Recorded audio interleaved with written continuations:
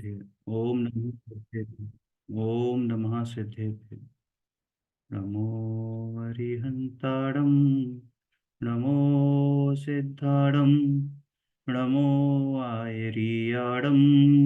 नमो वज्रायाणं।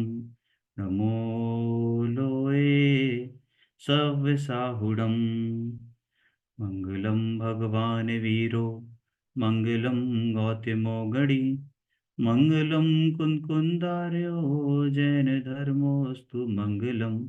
सर्वमङ्गलमाङ्गल्यं सर्वकल्याणकारिकं। प्रधानं सर्वधर्माणां जैनं जयतु शासनं। जैनं जयतु शासनम्। मोक्षमार्गस्य नेतारं वेत्तारं कर्मभूभृतां। ज्ञातारं विश्वतत्त्वानां वन्दे तद्गुणलब्धये। वन्दे तद्गुणलब्धये। तत्वार्थ सूत्र नाम का यह महाशास्त्र और अपना विषय चल रहा है तीसरे अध्याय में सूत्र नंबर 20, 21, 22 और 23 ये चल रहा है। एक बार सूत्र पढ़ते हैं, उसके बाद फिर आगे बढ़ते हैं। गंगा सिंधु आदि नदियां हिमवन आदि पर्वतों पर स्थित पद्म आदि सरोवरों से गंगा सिंधु आदि 14 नदियां निकलती हैं, जो भरत आदि 7 क्षेत्रों में बहती हैं। इनकी स्थिति बताने वाले सूत्र इस प्रकार हैं। गंगा सिंधु रोहित। गंगा सिंधु रोहित रोहितास्या हरितकांता हरित हरितकांता सीता सीतोदा नारी नरकांता सुवर्ण रूपकुला रक्ता रक्तोदः सरितस्तन्मध्यज्ञः द्वैर्द्वैर्हो पूर्वः पूर्वगाः शेषास्तु परगाः चतुर्दश नदी सहस्त्र परिव्रता गंगा सिंधावद्यो नद्यः। भरत भैया, क्षेत्र ये में 21 वाले श्लोक का एक बारी बताना। ये कैसे 21, पढ़ते हैं? आधा द और व कैसे पढ़ते हैं? ये स्टार्टिंग में जो आधा द और व होता है। 21 हाँ। द्योर द्योहो द्योर द्योहो द्योर कैसे द्योहो। मतलब? ये आधा व नहीं, ये आधा द और ये व काउंट नहीं होता। दो हो गया। दो दो दो द्योर द्वैर द्योहो द्वैर द्योहो पूर्वः पूर्वगाः द्वैर द्वैर। यार मैं खुद कंफ्यूज हो गया। द्वैर द्योरुहो अच्छा। पूर्वः पूर्वगाः। द्व और य है ना, ये द्व और य। हाँ, दुआ है ये, ठीक है। हाँ। दुआ हम्म। दुआ दुआ ठीक है। दुआ हम्म। ठीक है। दो दुआ मतलब दो का समूह। ठीक है। है ना। और दुआ। फिर लिखे आद और वो ना और दियो का मतलब है कि जो पहली नदी दूसरी नदी से मतलब पूर्व की तरफ जा रही है जो। ये है ना, हर एक दो के समूह से पहली नदी पूर्व की ओर बहती है। ठीक है। भरत ठीक है। क्षेत्र में, हाँ, भरत क्षेत्र में गंगा सिंधु। हेमवत क्षेत्र में रोहित रोहितास्या। हरि क्षेत्र में हरित हरिकांता। विदेह क्षेत्र में सीता सीतोदा। रम्य क्षेत्र में नारी नरकांता। हैरणवत क्षेत्र में सुवर्ण सुवर्णकुला रूपिकुला। और ऐरावत क्षेत्र में रक्ता रक्तोदा। इस प्रकार 7 क्षेत्रों के बीच में 14 नदियां बहती हैं। हर एक दो के समूह में से पहली नदी पूर्व की ओर बहती है। बाकी रही 7 नदियां पश्चिम की ओर बहती हैं। गंगा और सिंधु नदियां 14,14,000 सहायक नदियों से घिरी हुई हैं। यहाँ तक हमने पढ़ लिया था। इसके आगे हमारा चक्रवर्ती वाला जो प्रकरण था वो चल रहा था कि जब भरत चक्रवर्ती अपना नाम वहां पर लिखने गए तो वहां पर देखा कि वहां पर एक भी जगह वहां खाली नहीं है अपना नाम लिखने के लिए। तो उन्होंने किसी एक का नाम, जहां पहले पे नाम लिखा हुआ था उसका नाम हटाकर अपना नाम वहां लिखा। और ये भी सोचा कि भैया ये जो मेरा मैंने किसी का नाम हटाया है, मिटाया है, वैसे ही कोई और चक्रवर्ती आएगा और मेरा नाम हटाकर अपना नाम लिखेगा। भरत चक्रवर्ती को इस बात का अभिमान था कि मैं भरत क्षेत्र का पहला चक्रवर्ती हूं। पर यह सब देखकर उनका मान गल गया और वे सोचने लगे कि जब अगला चक्रवर्ती दिग्विजय करता हुआ यहाँ आएगा तो वह मेरा नाम मिटाकर अपना नाम लिख लेगा। जगह जगह पट्टियों पर नाम लिखाने वालों को भी कुछ सोचना चाहिए। भरत क्षेत्र की तरह ही अंत का ऐरावत क्षेत्र भी है, उसमें भी विजयार्ध पर्वत वगैरह हैं, और विजयार्ध पर्वत और रक्ता रक्तोदा नदी के कारण उसके भी छह छह खंड हो गए हैं। सब क्षेत्रों के बीच में विदेश क्षेत्र है। यह क्षेत्र निषद और नील पर्वत के मध्य स्थित है। वहां मनुष्य आत्म ध्यान के द्वारा कर्मों को नष्ट करके देह के बंधन से सदा छूटते रहते हैं। इसी से इसका नाम विदेह क्षेत्र पड़ा है। वहां हमेशा चौथे काल जैसी स्थिति ही रहती है। और गुरुदेव तो उसको महाविदेह कहते थे कि महाविदेह क्षेत्र से जब आचार्य कुंद वहां से आए तो गुरुदेव श्री तो उनका नाम हमेशा ही कहते थे महाविदेह क्षेत्र से आए हैं। उस विदेह क्षेत्र के बीच में सुमेरु पर्वत है। सुमेरु पर्वत की पूर्व दिशा वाले भाग को पूर्व विदेह और पश्चिम दिशा वाले भाग को पश्चिम विदेह कहते हैं। नील पर्वत से निकलकर सीता नदी पूर्व विदेह के मध्य से होकर बहती है और निषद पर्वत से निकलकर सीतोदा नदी पश्चिम विदेह के मध्य से होकर बहती है। इससे इन नदियों के कारण पूर्व विदेह और पश्चिम विदेह भी दो दो भाग दो दो भाग हो गए हैं। इस तरह विदेह के चार भाग हैं और प्रत्येक भाग में आठ आठ उप विभाग हैं। यह प्रत्येक उप विभाग एक एक स्वतंत्र देश है। अतः विदेह क्षेत्र में आठ चौक 32 देश हैं। वे सब विदेह कहलाते हैं। इन देशों में भी छह छह खंड हैं। वहां पर एक देश के एक एक चक्रवर्ती होते हैं, हो सकते हैं। इन देशों में भी छह छह खंड हैं। अच्छा, तो इसलिए इनको छह खंड के अधिपति कहते हैं, क्योंकि वहां एक देश में छह छह खंड है और वहां पर एक एक देश के एक एक चक्रवर्ती हो सकते हैं या होते हैं। सुमेरु पर्वत 1,40,000 नहीं, योजन भरत क्षेत्र में होते हैं, भरत है। क्षेत्र। क्या क्या बोल रही है शालिनी?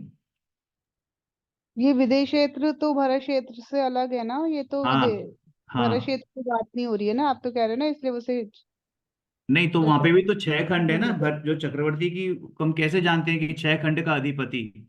तो वो छह खंड यहाँ पर भी छह खंड आ गए, जैसे भरत क्षेत्र में छह खंड है ना, तो वैसे ही विदेश हाँ क्षेत्र में भी हाँ छह हाँ, खंड ठीक है। है ठीक है, हाँ ठीक है ठीक है। इन देशों हाँ, में भी हर एक छह उसके छह। भी, उनका भी वही नाम है ना, पांच मलेच्छ और एक हाँ आर्य। हाँ ऐसे ही है। हाँ। भैया बताएंगे, हिमांशु भैया, मैं भूल गई थोड़ा। है क्या वो आ गए? क्या बताना है भैया, क्या बताना है? भैया आवाज नहीं आ रही भैया, आपकी। भैया वहां पे भी ऐसी है ना, पांच मलेच्छ और एक आर्यखंड, ऐसी है ना? उत्तराखंड ऐसे ही होती है संरचना। ठीक है। तो बढ़िया आगे। सुमेरु पर्वत 1,40,000 योजन ऊंचा है, जिसमें 1,000 योजन तो तो पृथ्वी के भैया बात कर रहे हैं, उनकी आवाज नहीं आ रही, लेकिन वो बोल रहे हैं बार बार। हाँ भैया। बात नहीं, कोई बात नहीं, अब आ गई बात। नहीं, बहुत बहुत स्लो आ रही है आपकी वॉइस। बहुत कम आ रही है, बहुत ज्यादा कम। अभी अभी ठीक आ रही है, अब तो ठीक आ रही है हाँ अभी। हाँ हाँ, बिल्कुल बिल्कुल Right. ठीक आ रही है। हाँ, तो वो कोई बात नहीं, आपने बता दिया, ठीक बताया। विदेश क्षेत्र और भरत क्षेत्र का सिस्टम सेम होता है, बस काल की अपेक्षाओं से अलग रहते हैं। मास्टर का हाँ चौथा ठीक लिंग है। रहता है। और यहाँ हाँ। कर्म भूमि बदलती रहती है, भोग भूमि से कर्म भूमि से भोग भूमि होती है। बाकी हम्म क्षेत्र आदि के विस्तार और नाम सेम रहते हैं। ठीक है भैया। सुमेरु पर्वत 1,40,40 योजन ऊंचा है, जिसमें 1,000 योजन तो पृथ्वी के अंदर उसकी नींव है और 99,000 योजन पृथ्वी के ऊपर उठा हुआ है। ऊपर 40 योजन की चूलिका है। उसके चारों ओर पृथ्वी पर भद्रसाल नाम का वन है। उसमें 500 योजन ऊपर जाने पर सुमेरु पर्वत के चारों ओर की कटनी पर दूसरा नंदन वन है। नंदन वन से 62,500 योजन ऊपर जाकर पर्वत के चारों ओर की कटनी पर तीसरा सोमनस वन है।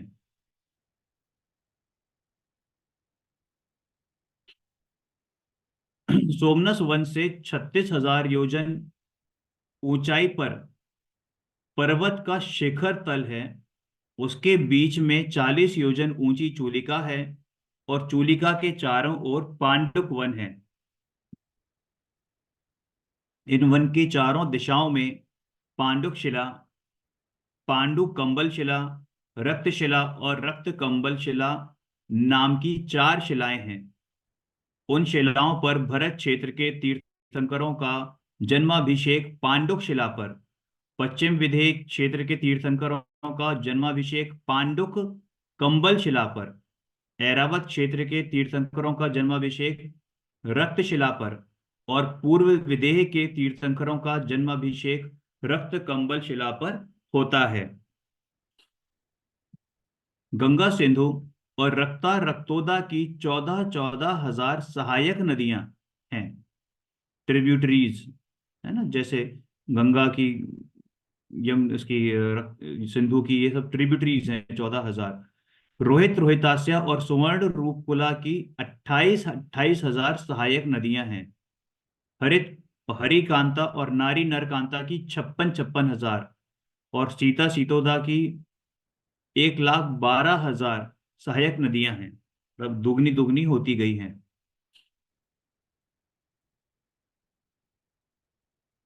इसमें से किसी को कुछ पूछना था कल के में से, जो अभी तक हमने पढ़ा है? हिमांशु भाई हैं, वो भी क्लियर कर देंगे उस चीज को। किसी को कोई डाउट हो, कुछ पूछना हो? हेलो। नहीं अभी भैया अभी ठीक है। ठीक है। हमने डिस्ट्रीब्यूट किया ना कि 32 क्षेत्र हो जाते हैं। 8 4 जा 30, कितना बोला, 8 चौक 32। और फिर हम उसको 6 6 में डिवाइड कर रहे हैं, तो 2 क्षेत्र ऐसे ही रह जाते हैं।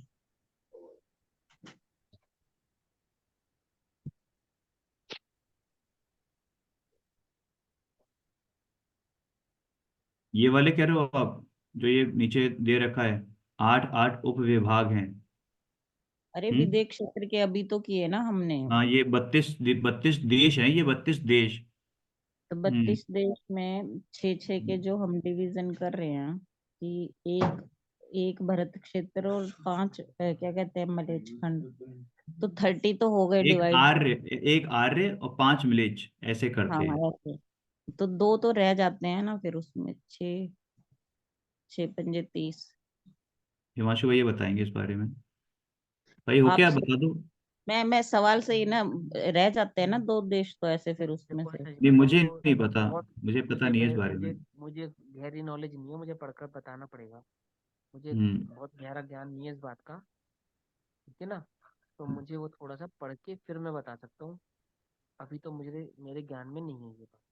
ठीक है भैया, क्वेश्चन क्या है कोई नहीं। वैसे मेरे को आपका? भी अभी अभी ध्यान आया एकदम से, मैं वैसे ही हाँ, प्रश्न कैलकुलेशन। क्या है आपका? मेरे पास ना इसका पूरे नोट्स बने हुए, मैं कल भेज दूंगी। हम्म। जैसे हमने अभी ऐसे बने विदेश हुए क्षेत्र। हैं। ऐसे ही बने हुए विदेश क्षेत्र के जितने भी है ना, ये जितने भी संजीव जी गोदा जी वाले, बहुत शॉर्ट में और बिल्कुल उसमें क्लियर है कि कैसे विदेश क्षेत्र के कितने खंड कैसे हो हम्म। रहे हैं, वो सब उसमें क्लियर है। भरत आदि क्षेत्रों का विस्तार। अब तक भरत आदि क्षेत्रों एवं हिमवन आदि पर्वतों की विविध प्रकार से चर्चा हुई। अब उनके विस्तार की चर्चा करते हैं। तत्संबंधी सूत्र इस प्रकार है। भरत षड्विंशति पंच योजन शत विस्तारः, षट चैकोन विंशति भाग योजनस्य, तद्द्विगुण तद्द्विगुण द्विगुणा विस्तारा वर्षधर वर्षा विधेयान्तः, उत्तरा दक्षिण तुल्यः।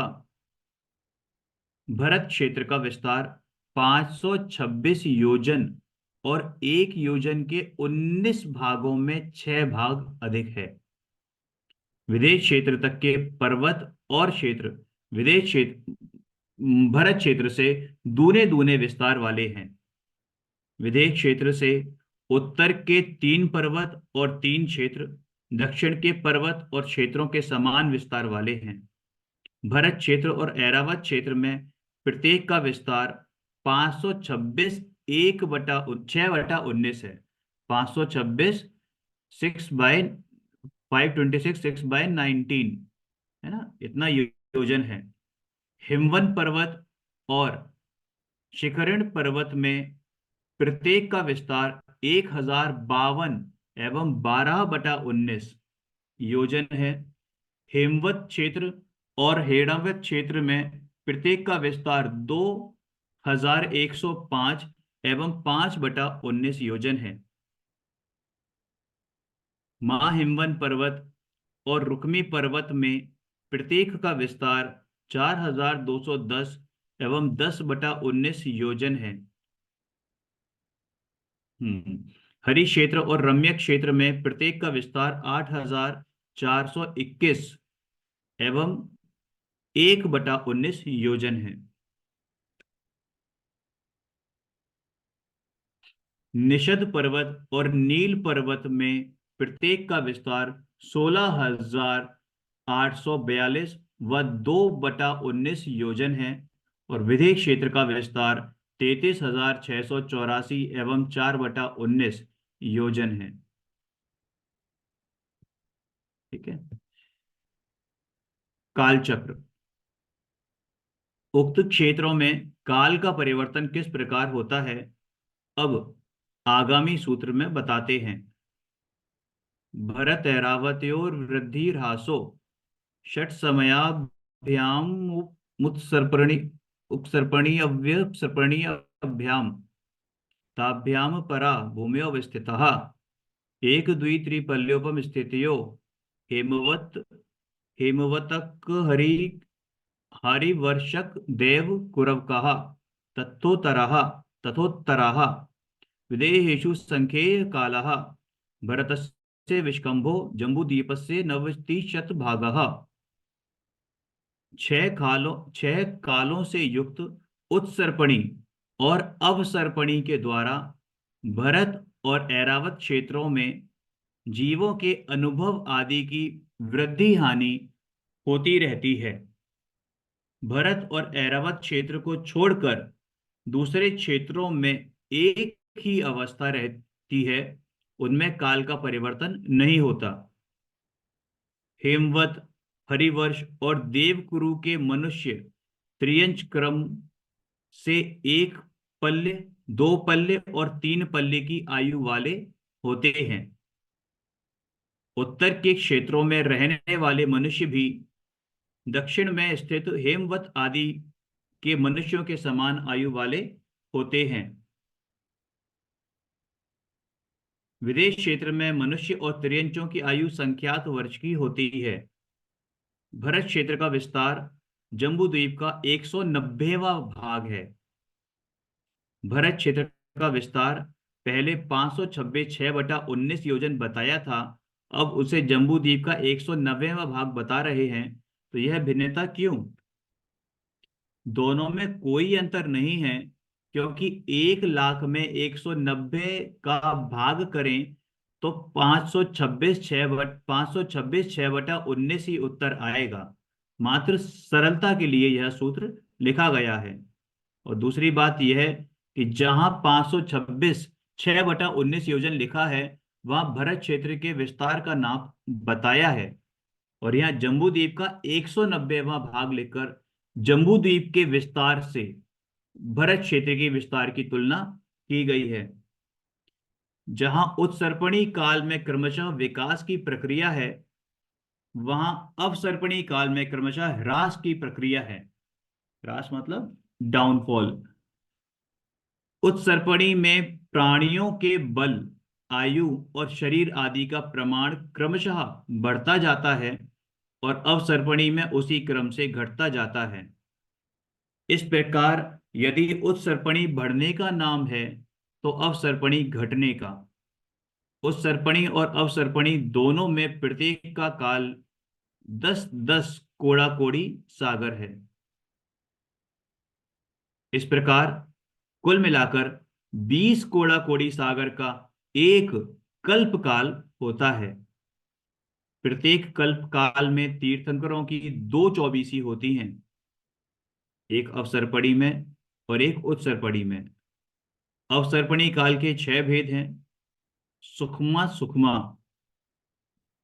दुखमा, सुखमा सुखमा सुखमा, सुखमा दुखमा, दुखमा सुखमा, दुखमा, दुखमा दुखमा। और इसी प्रकार उत्सर्पणी के भी 6 भेद हैं: दुखमा दुखमा, दुखमा, दुखमा सुखमा, सुखमा दुखमा और दुख ये हो गया सुखमा और सुखमा सुखमा।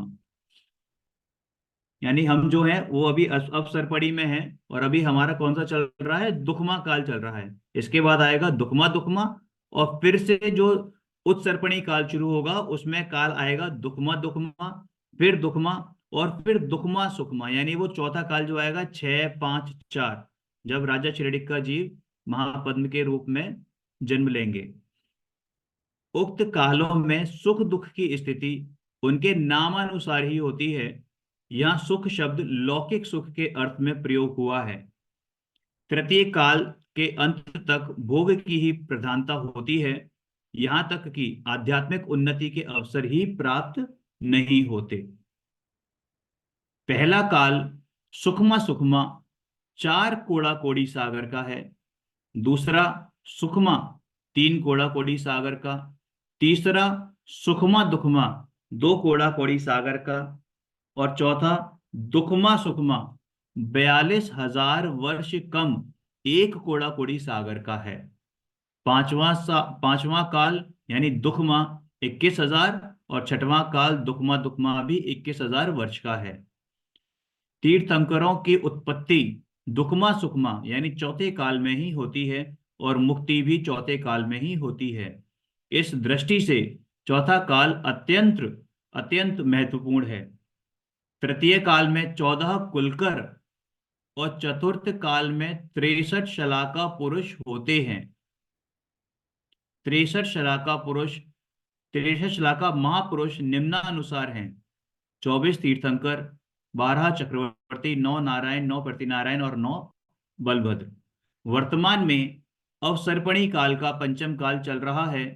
इसमें ना तो कुलकर होते हैं, ना 63 शलाका महापुरुषों की उत्पत्ति होती है, किसी को मुक्ति भी प्राप्त नहीं होती।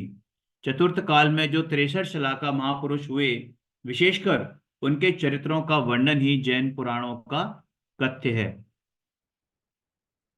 इस प्रकार अब तक अनंत कल्पकाल बीत चुके हैं और भविष्य में अनंत होंगे।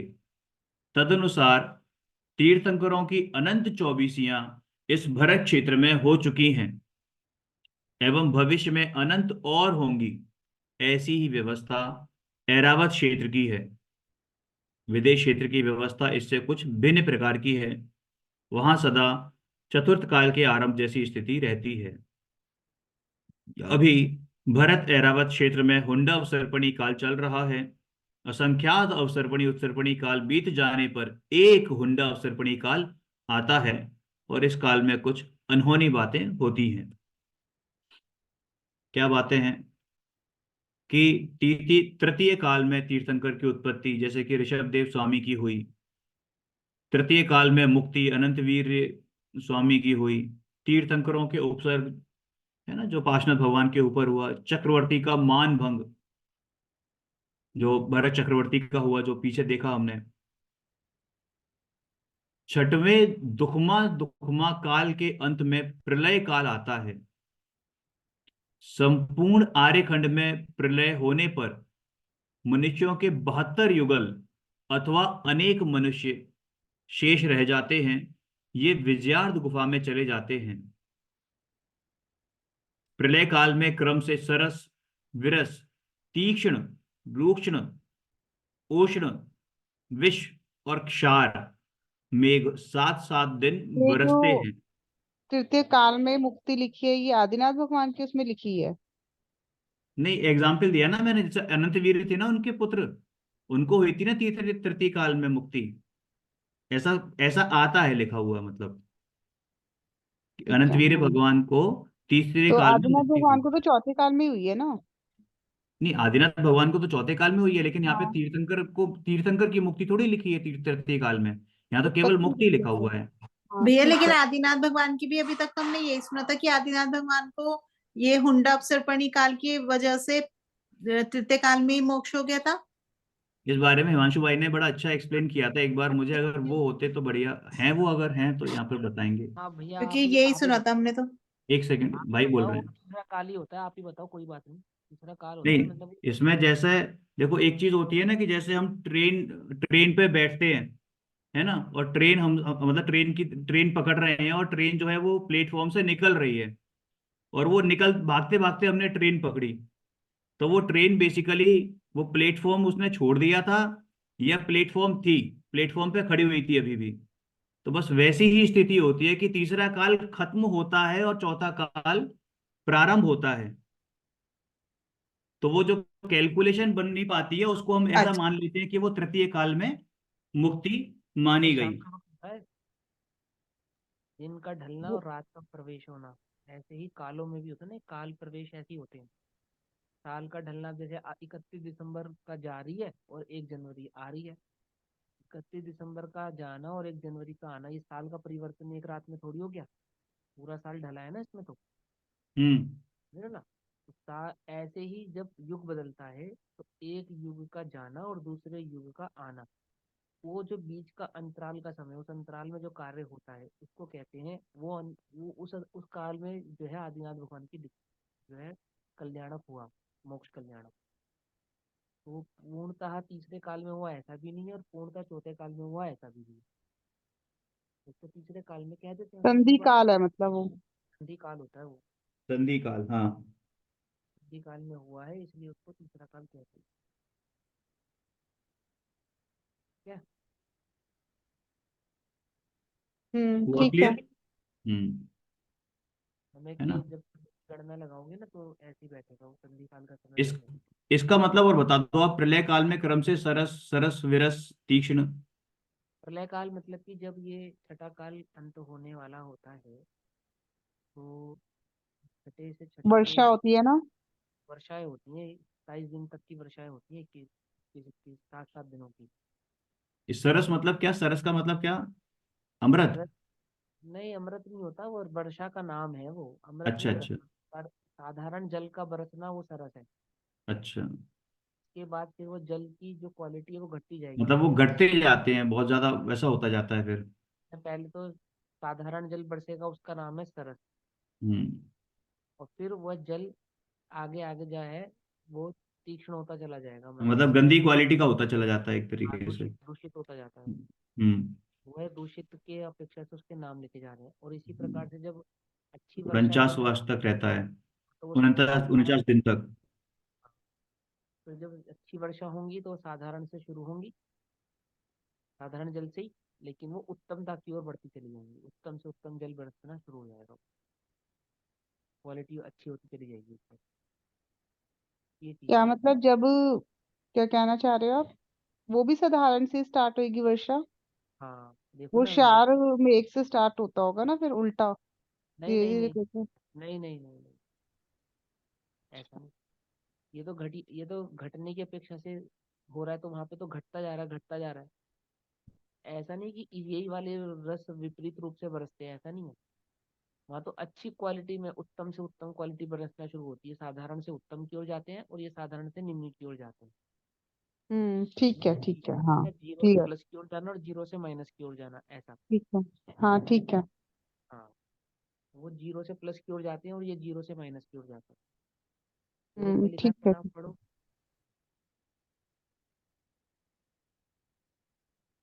प्रलय पढ़ो काल में, भैया। हाँ, प्रलय काल में क्रम से भैया एक मिनट, सरस। भैया एक मिनट। आपने वो पढ़ी थी संजीव जी की बुक जो हमारे सिलेबस में थी, उसमें लिखा हुआ था कि चौथा काल प्रारंभ होने से 3 वर्ष 8 माह 15 दिन पहले उनका जो है मोक्ष कल्याणक हुआ है, चौथा काल लगने से पहले, आदिनाथ भगवान का, यानी आदिनाथ भगवान का। आदिनाथ भगवान का। हाँ, हाँ, संजीव संधिकालीन जी की जो कैसे कहलाएगा समझाता हूँ देखो। काल, अभी हमारा जो दिन है 8 घंटे का होता है ना। हम्म, हम्म, 8 घंटे का दिन में हम 5 बजे दिन छिपना मानते हैं, और गर्मियों में यही दिन छिपना 7 बजे हो जाता है, 7:30 बजे हो जाता है। हम्म, लेकिन दिन की काउंटिंग तो 8 घंटे की ही रहती है। हम्म।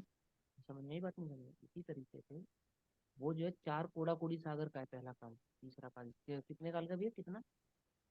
एक। चार। तीसरा दो दो दो का रहता है, तो पहला 4 का, फिर दूसरा 3 का, तीसरा 2 या दो, कोड़ा हाँ, कोड़ी का। 2 कोड़ा कोड़ी सागर का। हम्म। और चौथा काल कितने कोड़ा कोड़ी सागर का है? 42,000 वर्ष कम एक। एक। नहीं एक। नहीं, हम्म। 42,000 वर्ष का थोड़ी है, 42,000 वर्ष का है। कम नहीं नहीं, वो तो 42,000 वर्ष कम एक कोड़ा कोड़ी। एक कोड़ा कोड़ी, हाँ, तो वो हम्म, 2 कोड़ा कोड़ी और ये 1 कोड़ा कोड़ी। तो हम्म, समय की अपेक्षा से जो 2 कोड़ा कोड़ी सागर का समय है, 2 कोड़ा कोड़ी का समय वो है, और 1 कोड़ा कोड़ी का समय चौथे काल का है। तो उन हम्म, दोनों कालों की गणना के हिसाब से 3 वर्ष का जो समय है वो कैसा है? 3 घंटे मात्र का ही तो समय रहा अपेक्षा से।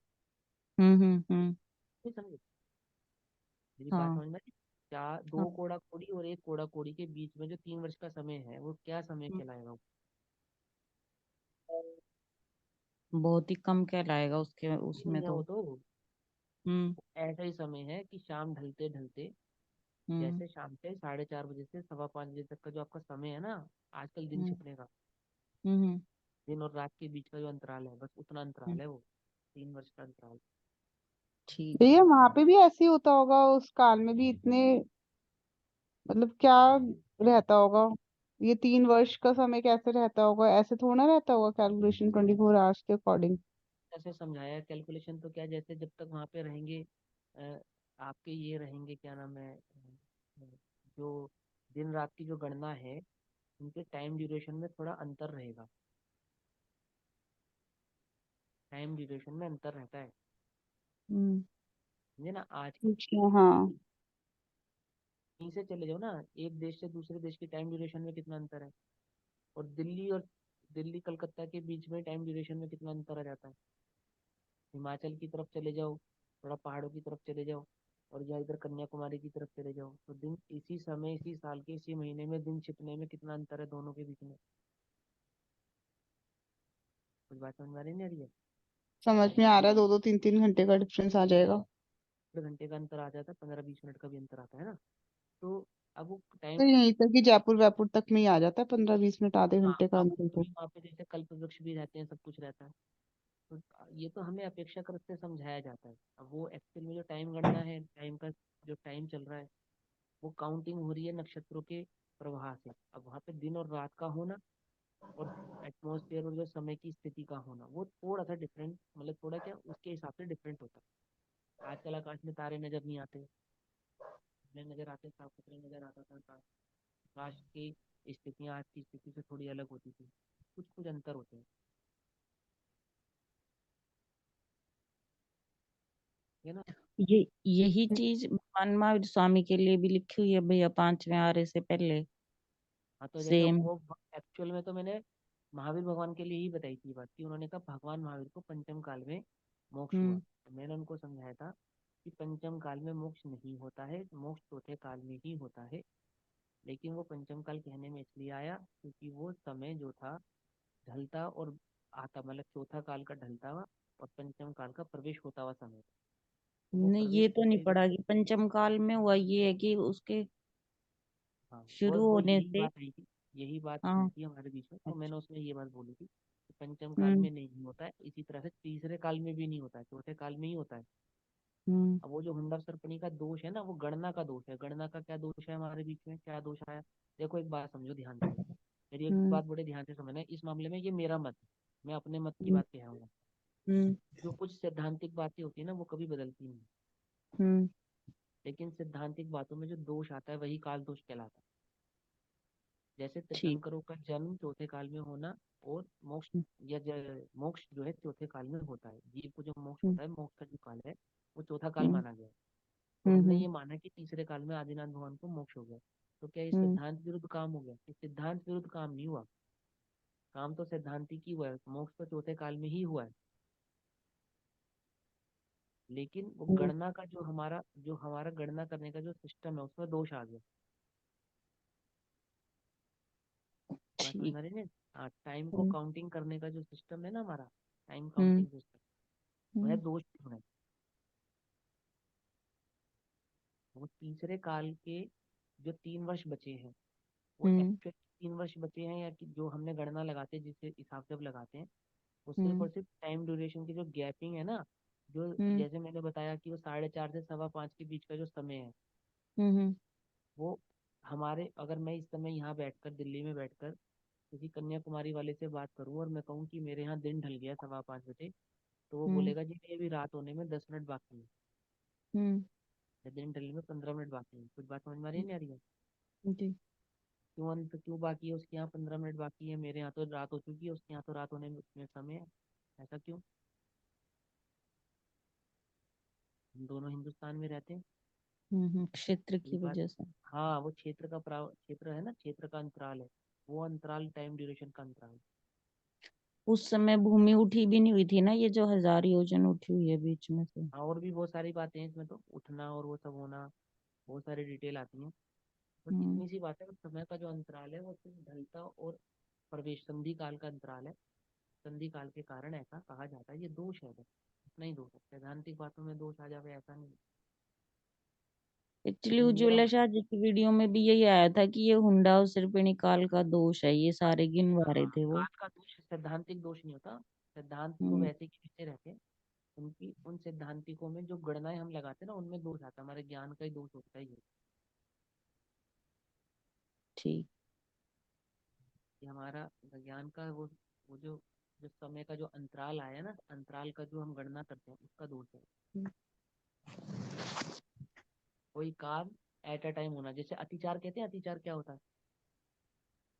दोष आना किसी तो काम में हाँ एक हाँ, बारी जो किसी नियम निरतिचार में। कार्य होते रहे हैं और निरतिचार कामों में अतिचार लग जाना। अब अतिचार पूर्णतः दोष भी नहीं होता और दोष भी होता है, ना। हाँ। ऐसा ही होता है बस। अतिचार है ठीक। वो, काल हम्म। अतिचार कहलाएगा उसको, काल का अतिचार है वो। ठीक है।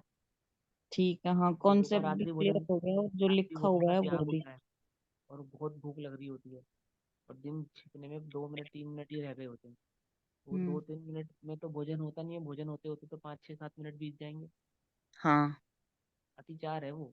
ऐसा ही है बस वहां पे भी, ऐसे ही अतिचार है ठीक। उस वक्त के काल में भी। हम्म। है ना? ठीक है भैया।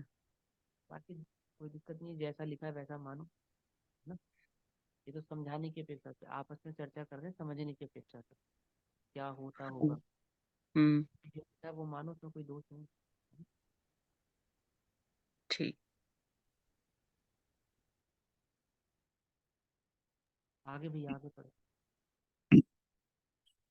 इस प्रकार 10 कोड़ा कोड़ी सागर प्रमाण अवसर्पणी का काल समाप्त होता है। इसके बाद यानी प्रलय के बाद 10 कोड़ा कोड़ी सागर प्रमाण उत्सर्पणी काल प्रारंभ होता है। उसमें सर्वप्रथम दुखमा दुखमा नामक छठवां काल होता है। उसके प्रारंभ में 49 दिन पर्यंत रात दिन क्षीर मेघ बरसते हैं। पुनः उतने ही दिन अमृत मेघ बरसते हैं। पृथ्वी रुक्षता को छोड़ देती है। उन मेघों के महात्म से वर्ण आदि गुण उत्पन्न होता है। उन मेघों के महात्म से वर्ण आदि गुण उत्पन्न होता है। औषधि वृक्ष गुल्म तृण आदि सरस हो जाते हैं। अवसर्पणी के अंत समय में जो युगल या अनेक मनुष्य विजयार्थ पर्वत की गुफा में प्रविष्ट हुए थे, वे उस गुफा से निकलकर सरस औषधि और धान्य आदि का सेवन कर अपने जीवन को सहर्ष व्यतीत करते हैं। ये सब स्थिति भरत और एरावत क्षेत्र की है।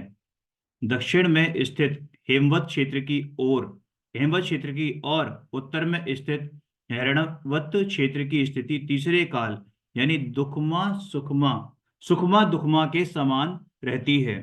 आयु 1 पल्ले,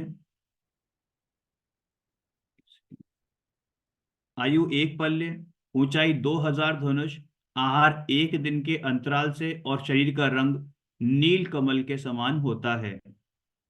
ये स्थिति कहाँ बता रहे हैं? हेमवत क्षेत्र और हिरण्यवत क्षेत्र की।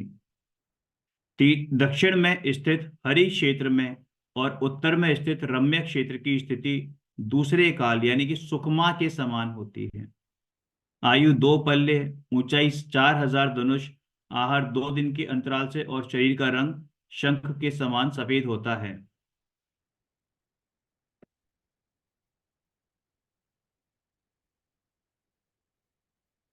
दक्षिण में स्थित देवकुरु क्षेत्र में और उत्तर में स्थित कुरुक्षेत्र की स्थिति पहले काल यानी सुखमा सुखमा के समान होती है। आयु 3 पल्ले, ऊंचाई 6000 धनुष, आहार 3 दिन के अंतराल से और शरीर का रंग सोने के समान पीला होता है। पूर्व व पश्चिम विदेश क्षेत्र के 32 देशों की स्थिति सदा चतुर्थ काल यानी दुखमा सुखमा के आरंभ के समान रहती है। ऊंचाई 500 धनुष, प्रतिदिन भोजन करने वाले, उत्कृष्ट आयु एवं कोटि पूर्व प्रमाण और जघन्य आयु अंतर्मूत्र मात्र है। पूर्व के संबंध में सर्वार्थ सिद्धि नामक टीका ग्रंथ में एक गाथा उद्धृत की गई है जो इस प्रकार है। पुव्वत्सिद्धु परिमाणम सदिरम खलु कोटिसद्दसहायम छप्पणम च सहसा बोद्धवा वास कोड़ीणम। एक पूर्व का परिमाण यानी नाप 70 लाख करोड़ और 56,000 करोड़ वर्ष जानना चाहिए। तात्पर्य यह है कि एक पूर्व 70,56,000 करोड़ वर्ष का होता है।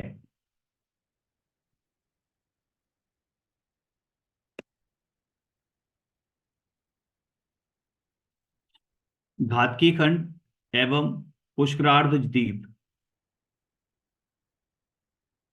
आज यहीं तक कर लें, इसके आगे कल तक करेंगे अगर सभी को कन्वीनियंट हो, नहीं तो पढ़ो मैं ना कंटिन्यू। भी आगे। चलो ठीक है। धातकी खंड एवं पुष्करार्ध द्वीप। जम्बू द्वीप की चर्चा होने के उपरांत अब दूसरे द्वीप धातकी खंड और तीसरे द्वीप पुष्करार्ध की चर्चा करते हैं। द्विधातकी खंडे द्विधातकी खंडे पुष्करार्धे च प्राग प्राग मानुषोत्तर मनुष्य यानी घातकी खंड नाम के दूसरे द्वीप में क्षेत्र, कुलाचल, मेरु नदी इत्यादि सब पदार्थों की रचना जम्बू द्वीप से दूनी दूनी है।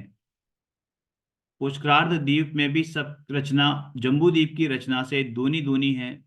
मनुष्योत्तर पर्वत तक अर्थात 2.5 द्वीप में ही मनुष्य होते हैं। मनुष्योत्तर पर्वत से परे रिद्धिधारी मुनि या विद्याधर भी नहीं जा सकते। अपने सिरे से लवणोदधि और कालोदधि नामक समुद्रों को स्पर्श करने वाले और दक्षिण से उत्तर तक लंबे इक्ष्वाकार नामक 2 पर्वतों से विभक्त होकर धातकी खंड द्वीप के 2 भाग हो जाते हैं, पूर्व धातकी खंड और पश्चिम धातकी खंड। घात इन की खंड है भैया, धात की नहीं है। नहीं, धातकी बोल रहा हूँ ना, धातकी, घात DH, की खंड है। धातकी। घ घर वाला घ है, इसमें ध नहीं है।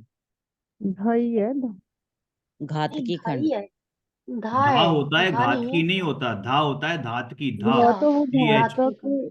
घ वाला तो वो घातीय कर्म हो जाएगा ना।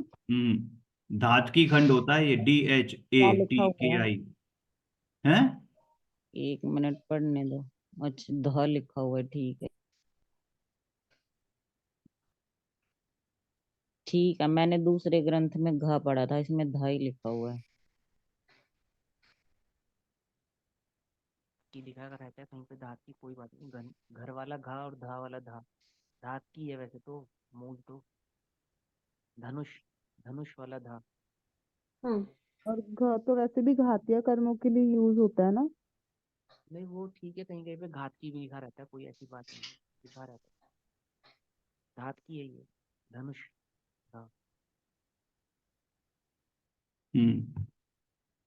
अपने सिरे से लवणोदधि और कालोदधि नामक समुद्रों को स्पर्श करने वाले और दक्षिण से उत्तर तक लंबे इक्ष्वाकार नामक दो पर्वतों से विभक्त होकर धातकी खंड द्वीप के दो भाग हो जाते हैं, पूर्व धातकी खंड और पश्चिम धातकी खंड। इन पूर्व और पश्चिम दोनों खंडों के मध्य में दो मेरु पर्वत हैं। इन दोनों के दोनों और भरत आदि क्षेत्र और हिमवन आदि इन दोनों के दोनों ओर भरत आदि क्षेत्र और हिमवन आदि पर्वत हैं। इस प्रकार दो भरत, दो हिमवन इत्यादि रूप से जम्बूद्वीप से धातकी खंड रूप द्वीप में दूनी संख्या जाननी चाहिए। जम्बूद्वीप में हिमवन आदि पर्वतों का जो विस्तार है, धातकी खंड द्वीप में हिमवन आदि पर्वतों का उससे दूना विस्तार है। जम्बूद्वीप में जहां जम्बू वृक्ष स्थित है, धातकी खंड में धातकी वृक्ष स्थित है। इसके संबंध से इसका नाम धातकी खंड प्रसिद्ध है। इसको घेरे हुए कालोदधि समुद्र है, जिसका विस्तार 8 लाख योजन है। कालोदधि को घेरे हुए पुष्कर द्वीप द्वीप है, जिसका विस्तार 16 लाख योजन है।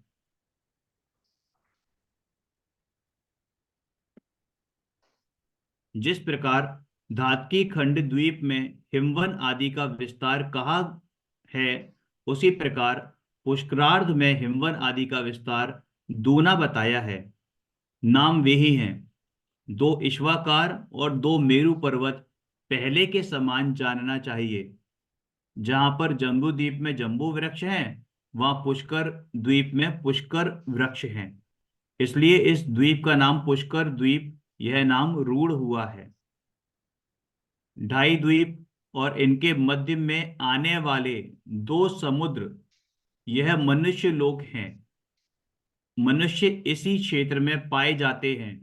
मानुषोत्तर पर्वत मनुष्य लोक की सीमा पर स्थित होने से इसका मानुषोत्तर यह नाम सार्थक है। मनुष्य इसी क्षेत्र में रहते हैं, इनका बाहर जाना संभव नहीं है। इसका अभिप्राय यह है कि गर्भ में आने के बाद मरण पर्यंत औदारिक शरीर या आहारक शरीर के साथ वे इस क्षेत्र से बाहर नहीं जा सकते। सम्मूर्छन मनुष्य तो आर्यखंड की महिलाओं के औदारिक शरीर के आश्रय से होते हैं, इसलिए उनका मनुष्य लोक के बाहर जाना संभव नहीं है। पर इसका अर्थ यह नहीं है कि किसी भी अवस्था में मनुष्य जीव इस क्षेत्र से बाहर नहीं पाए जाते हैं। ऐसी 3 अवस्थाएं हैं जिनके होने पर मनुष्य जीव इस क्षेत्र के भी बाहर पाए जाते हैं। जो मनुष्य मरकर ढाई द्वीप के बाहर उत्पन्न होने वाले हैं, वे यदि मरण के पहले मरणांतिक समुद्घात करते हैं, तो इसके द्वारा उनके आत्म प्रदेशों का ढाई द्वीप के बाहर गमन देखा जाता है। ढाई द्वीप के बाहर निवास करने वाले जो जीव मरकर मनुष्यों में उत्पन्न होते हैं, उनके मनुष्य गति नाम कर्म का उदय होने पर भी ढाई द्वीप में प्रवेश करने के पूर्व तक उनका इस क्षेत्र से बाहर अस्तित्व देखा जाता है। केवली समुद्घात के समय उनके आत्म प्रदेशों का मनुष्य लोक के बाहर अस्तित्व देखा जाता है। इन 3 अपवादों को छोड़कर और किसी अवस्था में मनुष्यों का मनुष्य लोक के बाहर अस्तित्व नहीं देखा जाता।